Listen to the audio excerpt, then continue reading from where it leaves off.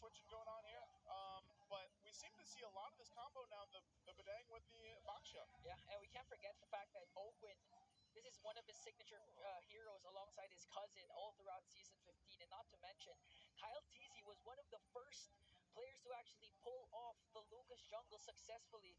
I remember the time he did it back in SPS where there was a stretch that he had a good time with Lucas. Well, quick rotation out of the XP lane by Teasy. Zyda in the red. Now they're chasing right after Zyda. Good response there from Yawi to try and sacrifice and save Zyda. Okay, Zyda does stay alive, but he's going to lose some ground here, too. So Kyle Teasy, a little bit of a lead in that level 4 already, and we'll take some more camps. Good push, though, up top, taking advantage for 3-mark. I mean, that's what's going to happen. I believe that was an entire team call to tell Teasy, get out of the XP lane. We'll try to find a way to balance things out with Esmeralda later on, but just help us secure a very early kill. So that was a team, maybe it was even a coach call at the end of the draft where Trevor was telling Falcons, all right, guys, Teasy, get out of the lane, just clear it up real quick, invade, go for the golem, see if we can get a kill there, and they were able to do just that. Yeah. Really traveling together here, too, and I like that Aegon mentioned it earlier, you know, when the Lucas was kind of a debate how it worked in the jungle. There was very few that were able to make it work. Kyle Teasy being one of them, Demon Kite another one of them. And it's been pretty devastating, you know, especially early on. So this is going to be an objective secured already for Falcons. First turtle of the game goes in their hands. Yeah, and there was the strong start that Rockhart mentioned a while ago that can happen if you have a Lucas jungle. And if I can recall correctly, Kyle Teasy mentioned that the reason why his Lucas actually performs well in international events is because it's harder to pull it off locally. Oh, that's what he said? Yeah, that's what he said. I asked the question. Yeah. All right, Kyle. That's a little heated there, Aegon. You know? What are you trying to say about the other? That came from Kyle Teasy. Yeah, I mean, backtrack. Who does it with you? Redmar, you were there. You were beside me. Yeah, I know. We were doing the interview at the same time. All right, so I'm interested to see how else Teasy is going to be playing this game, because you're definitely not going to win the lane up against the Esmeralda as a Baksha. The best that you can do is just beat the Esmeralda in map presence, which so far he has done. Well, for one big rotation. How many more times can he do that? Well, let's see. Because again, Teasy can just dance on this Baksha all day long. I feel like this is such a great showcase of like Flap's personality. Like Baksha seems to be the hero to do that. You know? And all right, old man. Back in my day, when he was a rookie in Season 6, it was actually the Baksha and the EXP lane that he made a name for himself with. In the height of Brand Esports, OG Brand Esports with Carl Teasy. Yep. So that's the first hero he made a name for himself for? Well, one of them. It was a interesting era for EXP laners, and unique Baksha, and even at that time there was a unique Barrett's EXP lane pickup that was so good. I think it's funny, man. Like XP lane, I feel like has had the interesting eras. Oh yeah. It's got like those really just standard eternal battle ones, and then it's got the really exciting ones, and then you have the bruiser ones, and then you had like where we are now, where it's like there's a lot of good picks that you can bring to a team composition, but usually, like you mentioned, sometimes it's your XP laners being kind of your roamers in a sense, you know, and the way it's working. So this is just another turtle going in the hands here of Falcons. It is a objective, though, also on the other side for TNC. They do get that turret, first one of the game down. Yeah, so TNC rotating topside of Turtle 2. They fully understood that the weak side is the EXP lane in the lineup here of Falcons. Just broke down that tower. 3-mark is getting items very well. He is at 3,100 gold, Teasy at 2.4. So that's already a significant lead in the EXP lane at this point in the game. 5 minutes in. But yeah, that's because Teasy isn't a lane duelist in this scenario. He's, again, a sub-roamer. Yeah, his job is literally just to kind of clear things out and rotate around and go from there. And then drop his Revitalize when he has to.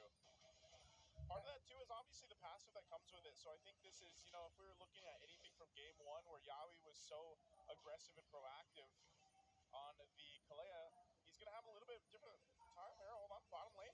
Shield Unity connects onto Benekute. He has to use the Salmon Force. Falling Star, 143 Martese paired up with the real world manipulation. Still no casualties for both teams. Great formation there by Falcons. And you see Teasy full utility right now. Owen, who's going to be in his hands for the setups Yeah. and holding on to it. A much better game, definitely this time around by Falcons. Even though they lost the tower up top, they're equalizing it. They have a very slight gold lead. And yeah, they can just rotate the well at this point compared to game number 1 where they Yeah. just felt helpless. Yeah, this one is a lot more standard, I would say, and clean, at least for Falcons, with Oh, this yeah. kind of lineup that they can play with. But as I was saying earlier, I think a big part of this is still how do they go ahead and play against what Yawi can do. Looks like 3 Mars is going to go ahead and get out of there. Didn't even need to use the flicker, so they're fine. Turtle's going to come up, though, and Falcons is in position. They really want to lock down these objectives as they continue to put pressure now on this top side turret. I'm not sure if TNC is even really in a fighting position, though. You know, like, if you think about it, they got to let Benny Cutie farm up, as he does in the bottom lane. They might try turret for the turtle here, but that's the thing. If you think about the 4 members that they have, they really have to catch Falcons off guard or get the RWM in the right place to have Zyda come in with that damage. Yeah, it's like the Harriet has another condition for the fight, and it's the E. Yeah. It's like you gotta pair those two up together really well, especially with the type of lineup that Falcons has brought to the table. I agree with that. Let's see if TNC Pro Team can eventually find that, or if when Ben Cutie finally fulfills the second item, wait in the middle of the map, TNC is gonna get caught out, but it looks like they'll be able to escape. Oh! Phew! Catch a 3 Marth easy there with the Lantern Flare. Now Kyle Teasy onto Lancey. Might be able to take him down, and he will do so successfully. Yawi again caught in the middle, up against 4. Super Marco picks up the kill. Oh, Benny. I don't think he's not online yet enough. Yeah. And that's exactly what we were kind of segueing in, Yeah. you know, into. Like, Benny's got his own thing he's got to do, and that's just farm up, because even if they find those moments, let's say more members of Falcons were down, and he just doesn't have that damage just yet on the Harith. Takes a little more time to cook there. So that's another turret that will fall. Falcons bringing the lead now just about to 3,000 gold or a little more. Yawi, he's going to pop that conceal. He's like, I got to get out of here. He has to. Kyle Teasy No. spots out his Oh, no. White no, Hawk now. oh, Even no. use the red re-up against 5. Yawi, where are you gonna go? Where are you gonna look? Who's gonna get the kill? Of course they're gonna bring it to Super Marco. Ooh, turned him into a Sky Piercer stack. Yeah. Wow, what a punish there by Falcons. And yeah, TNC Pro Team have completely left their comfort zone from game number 1. As it seems like what works for Falcons is to just pick up beefy dudes that can just run over you. Literally what they are in real life. That's true. That's why I'm saying, you know, the Baksha kind of fits the flap Yeah. persona, you know? All the Baksha needs is a skin where he can actually, like, flex while he's rolling around. Yeah, I think we're just going to see a lineup full of shirtless dudes for the rest of the series for Falcons, and it just works out for them, just muscles on muscles. Dude, with a mage. MPL Philippines needs to do a piece of content where they take the Onyx boys and the Falcon boys, and they have, like, a liftoff or something. Oh, yeah. And you should host it nicer. And I'll host it. Yeah. We can host it, you know? Yeah. Redmar can host it. Redmar's a gym guy, too. Yeah. Have you seen his calves? Yeah, she's got the best calves out of everybody, dude. That's actually true. That's folks. actually We true. are not capping. We're not calving. Okay, Yawi. All right. Yawi flickers in, already cast the ultimate, Oh! but they were prepared for it as Kyle Teasy picks up a kill, and the Lord. Beniguti doing his best, but Oakwood catches him. Here comes Fury Zyda. from the back, zoning out every single God. member. 4 Phoenix Army down. Through Martese has to flicker out.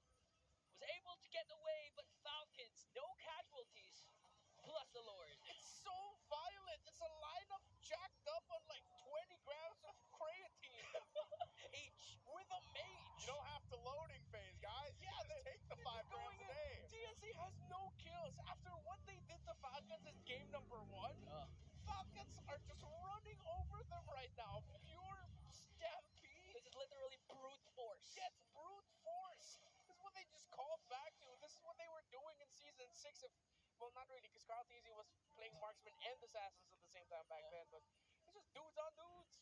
Yeah, this is a pretty bad situation to be in. I mean, okay, Yawi. He'll get out of there, but man, like, again, you're you know, almost 8,000 gold behind. Shield's already popped in the mid and the bottom. The Lord is still up here, so that top turret shield's gonna go down too. And this is looking a little dire for TNC. It just feels like the fire that they had on the Phoenix from game 1 has been doused out for now. Well, to be fair, TNC, even even Benecuti had more kills than the whole squad of Team Falcons. They took it personally.